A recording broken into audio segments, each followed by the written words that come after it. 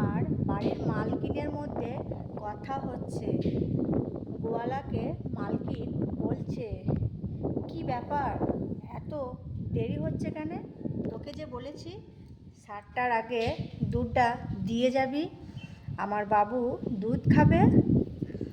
তখন গোয়ালা কি বলছে যেন, কি করব ম্যাডাম, কিছু করার নেই, কলের জল 7টার আগে আসে না, কলের জল ছাড়া আমি কি করে দুধটা দিতে আসি?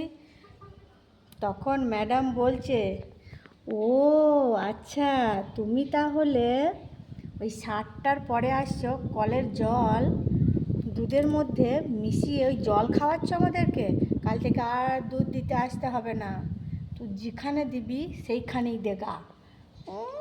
জল খাওয়াইতে আসছে আমাদেরকে।